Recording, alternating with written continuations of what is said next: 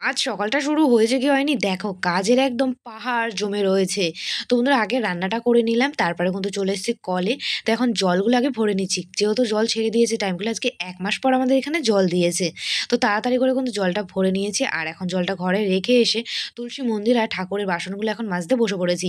তো তোমরা তো আগের দিন ভিডিওতে দেখেছিলে যে শীতের অনেক জামাকাপড় আমি নামিয়েছিলাম বস্তার থেকে সব। তো সেই জামাকাপড়গুলো আজকে কিন্তু সব জামাকাপড়গুলো নিয়ে বসে আছি কাচাকুচি করতে। তো জামাকাপড়গুলো আগে সার্ফের জলে আমি ভিজিয়ে নিয়েছি আর এখন কিন্তু একে, একে জামাকাপড়গুলো আমি কেচে নেব। সত্যি কথা বলতে আমার একদম ঘাম ঝরে যাচ্ছে জামাকাপড়গুলো কাচতে গিয়ে আজকে। এত শীতের ভারী, ভারী জামাকাপড়গুলো সব কিন্তু কেচে আমি এখন ধুয়ে নিয়েছি।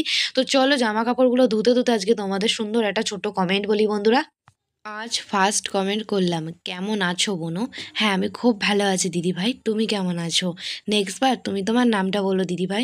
থ্যাংক ইউ আমাকে এত সুন্দর একটা কমেন্ট করার জন্য। আমার তরফ থেকে রইল তোমার জন্য অনেক, অনেক ভালোবাসা। অনেক ভালো থেকো দিদিভাই তুমি। তো দেখো বন্ধুরা তোমাদের সাথে গল্প করতে, করতে আমার কাজগুলো কিন্তু কমপ্লিট হয়ে গেছে। তো চলো বাকি কাজগুলো করতে থাকি। তোমরা ঝটপট কমেন্ট করে তোমাদের নাম